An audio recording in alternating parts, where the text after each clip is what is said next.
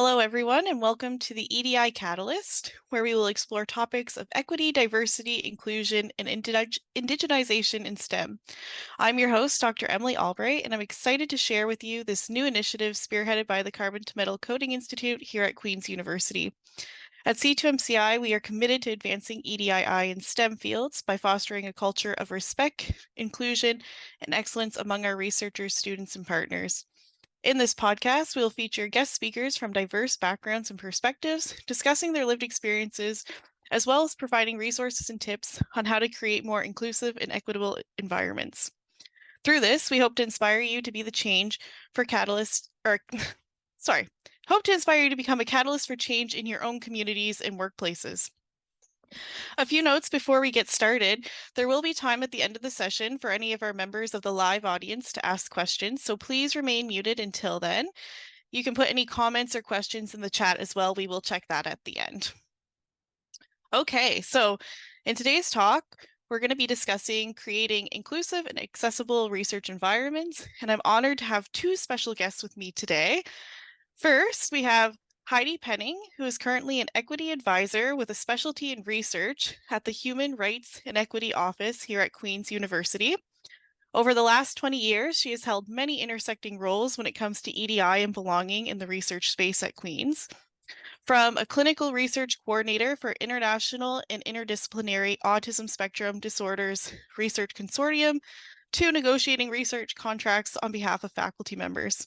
She's passionate about the way public policy, organizational will, human behavior, and community realities intersect to create transformational change for equity-deserving groups.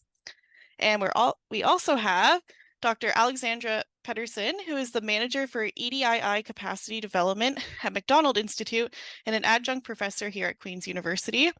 She has a rich academic background with a PhD in geography and a master's in international studies. Her graduate research focused on experiences of Indigenous peoples and non-Indigenous communities' experience with and resistance to imposed development.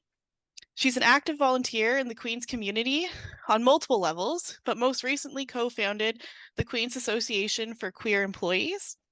In her role as both a staff and faculty member, Alex not only embraces new learning platforms and engaging with students at all levels, discussing their studies and career aspirations, but also enjoys spending time outside of work in her apiary buzzing with the bees. So with that, a big welcome to Heidi and Alex. How are you both doing today? Fantastic. How about you, Alex? I'm doing very well. Good morning, everyone. I was able to walk into campus this morning, which is such a privilege. Especially as we've had such a glorious fall with the changing of leaves and the colors. I know they're disappearing off the trees now, but it's been a good day so far.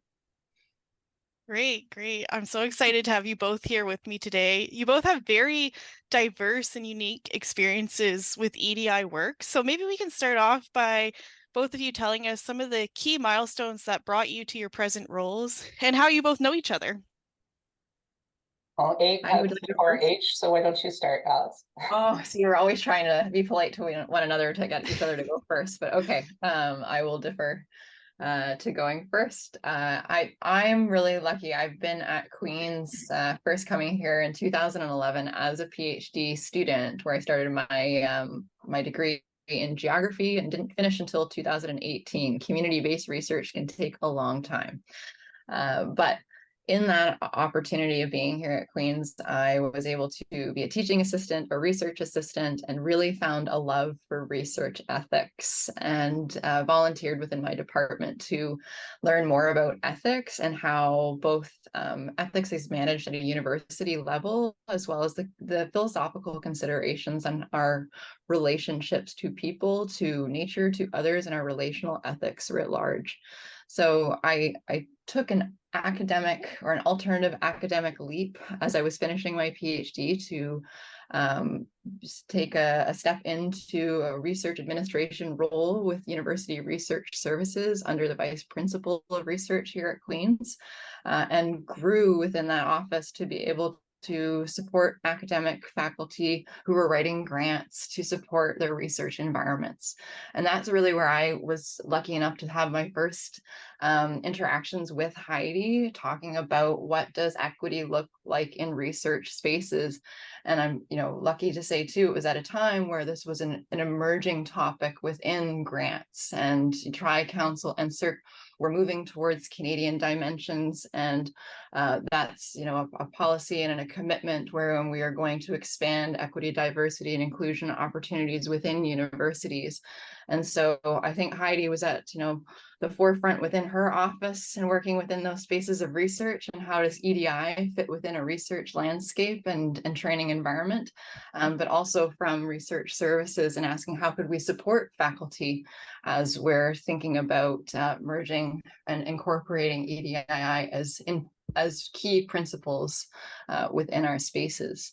So Heidi, what were your impressions about those first meetings and how we got together on this? Yeah, well, we got together to co-facilitate with some of your colleagues a research workshop, right, for faculty. And I thought, I really like this woman, like, and this was before your somewhat new role in EDI. And so I said, I've been kicking tires about, we'll talk more deeply about the deep tool in a minute, but you're right, Alex, with Tri-Council and CERC leading the way.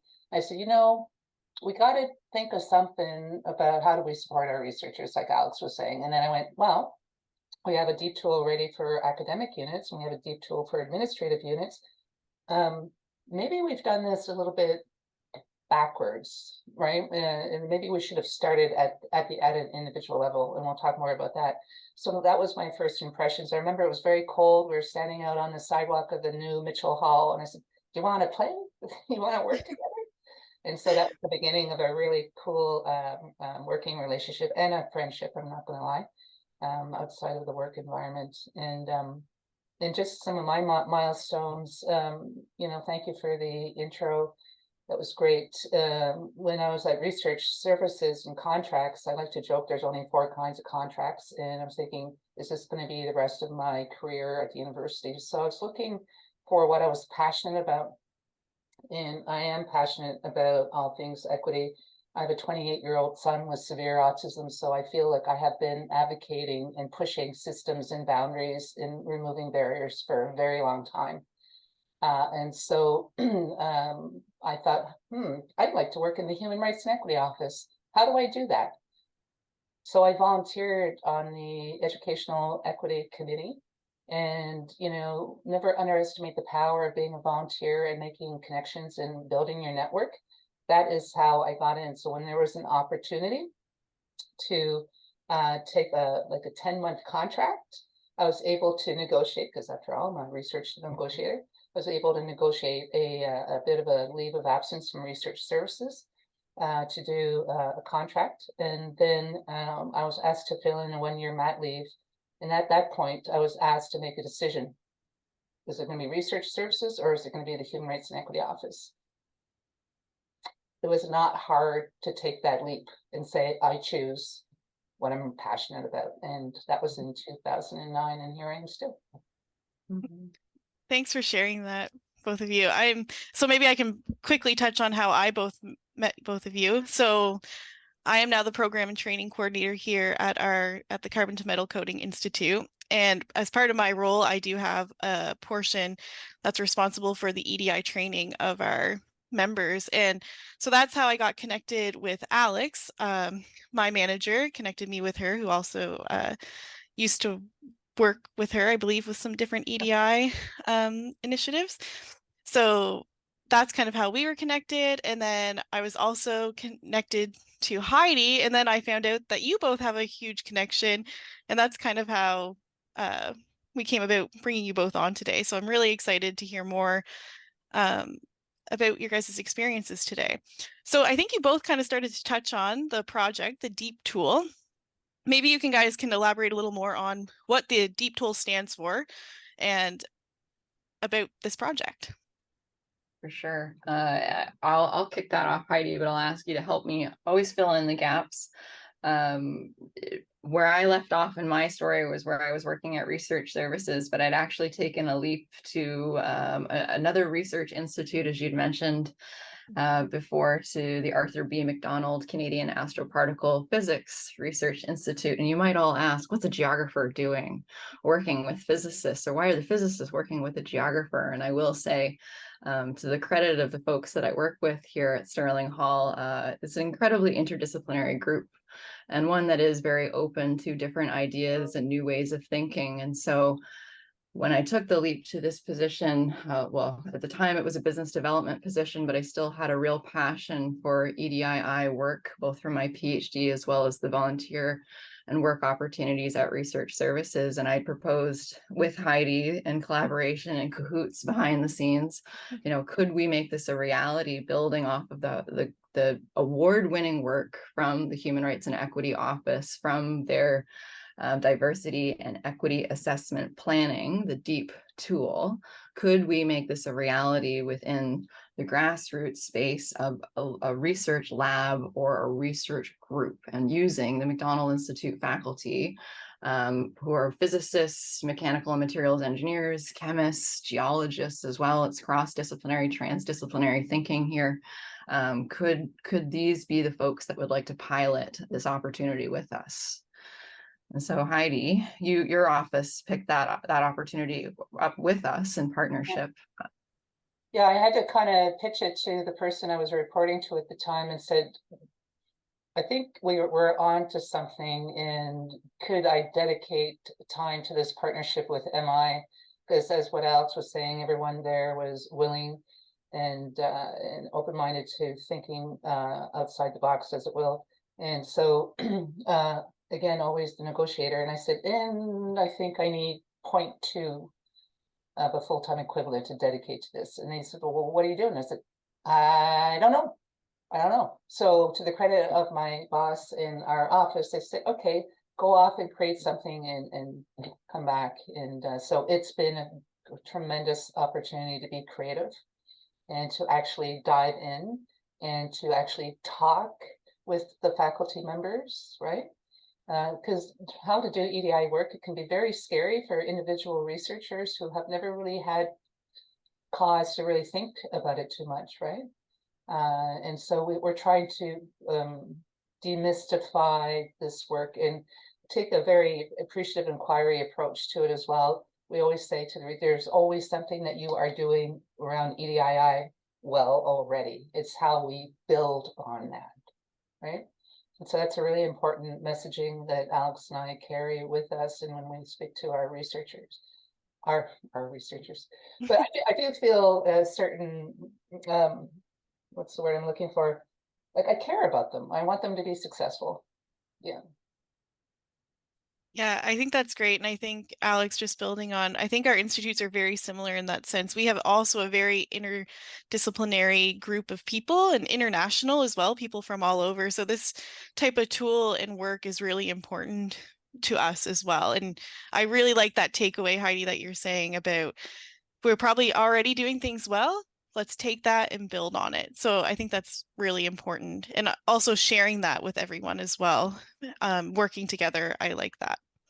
So maybe we can dive into, so what are some of the features and functions of the DEEP tool? How does it work?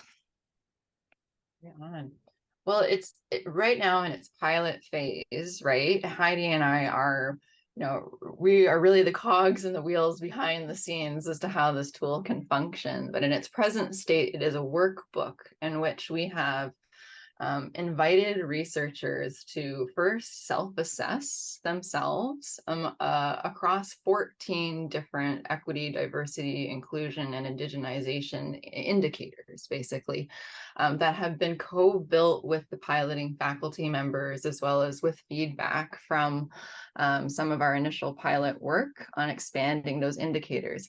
And the indicators themselves range to spaces in which, faculty members hold power. They can create change. And we start that at, of course, the lab level, but we also are mindful that faculty members are a part of departments. They're a part of capital F faculties, larger schools within their own research institutes, and even disciplines much larger than that, right? And so we look at those 14 indicators with a self-assessment to talk about, are you a novice? Are you early within this tool to start dipping your toes into the realm of what EDII principles mean within a research space? Or are you already someone who, like Heidi has said, is likely doing the work, but maybe doesn't have the ability to translate what that work is to a grant, or to demonstrate that to a committee as to the work that you're doing towards equitable research spaces. And so we take an ethnographic approach, as Heidi had kind of alluded to before, where we work with the faculty members as agents of trust, of people that can work with them side by side to do an ethnographic deep dive into their research environment or their training landscape to see what is working well and what could be working differently. So Heidi, when we're walking those faculty through those 14 indicators and those steps, we're also asking them to make some goals. Mm-hmm. Do you want to pick up at that point? Oh, sure. So it's, there's that very old, tired saying that what doesn't get measured doesn't get done.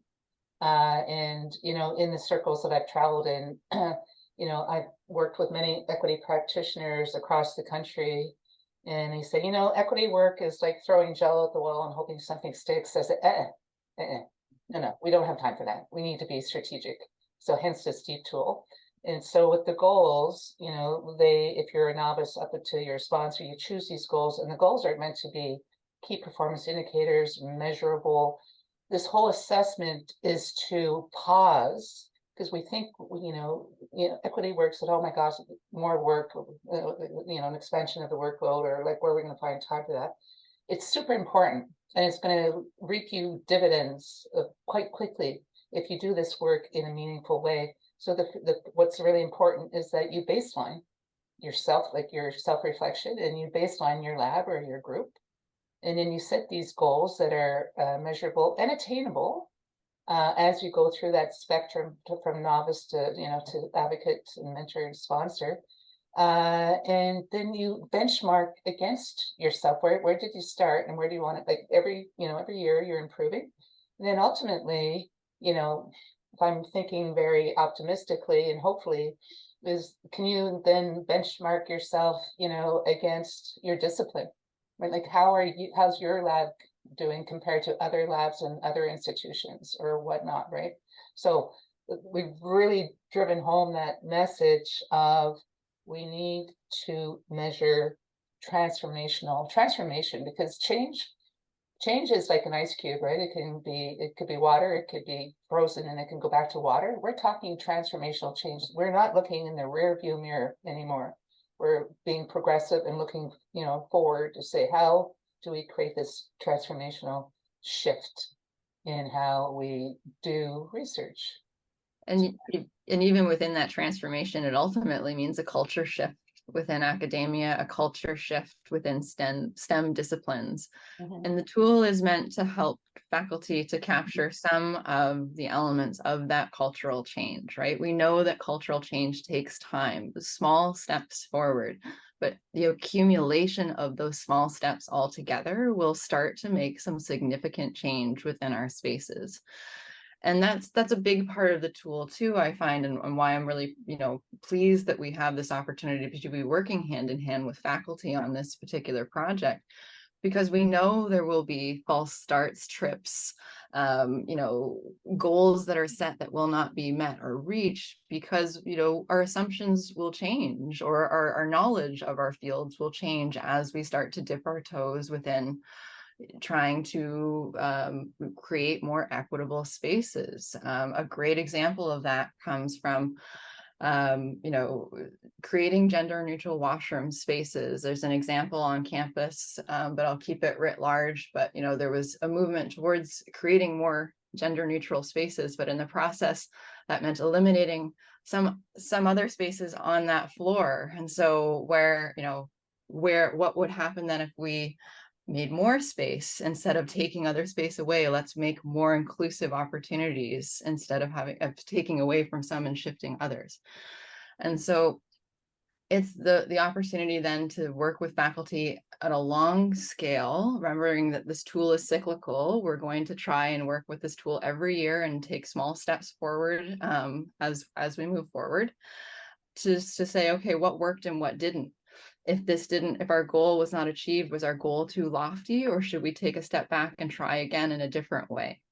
And so it's a way then of learning with each other. And as more people are using the tool within our offices, we're able to build a community of practice and knowledge of what people are doing within their spaces to amplify what's working, to talk about what's not. But then that gives a helping hand to anyone that is trying to do the work and is nervous about those false starts or what not to do. But my last piece on that before I'll turn it over to you is I'm a geographer.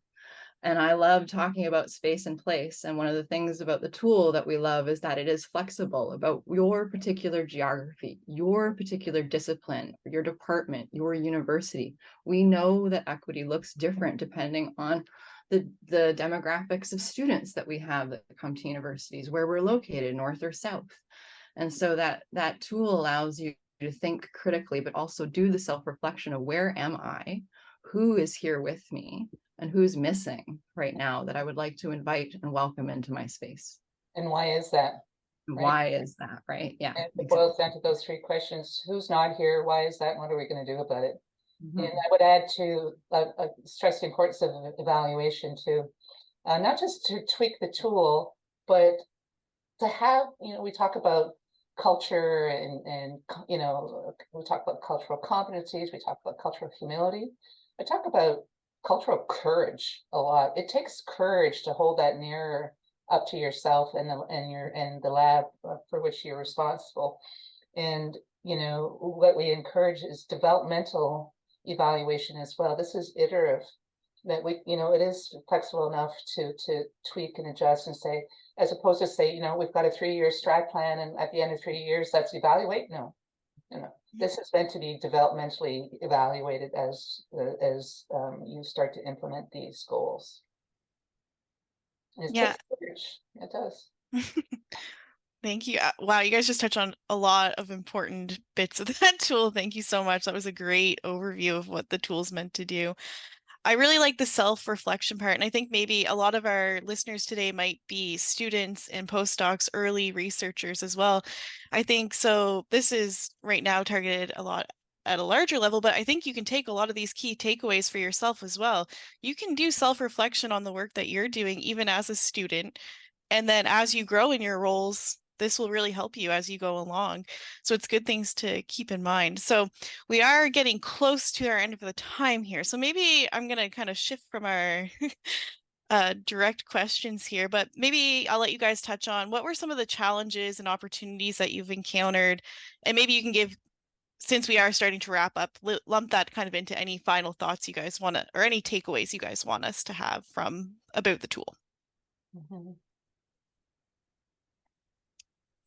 Well, I'm going to take the opportunity part, being an appreciative inquiry kind of person. The opportunities here are endless. It's it needs to find its purchase, and this is why we're piloting this with our MI folk. But the MI folk are affiliated with partners outside the institution, and so we're saying, how does this look like? And that, with those opportunities to kind of mushroom this out beyond MI and beyond Queens, is how does this look like?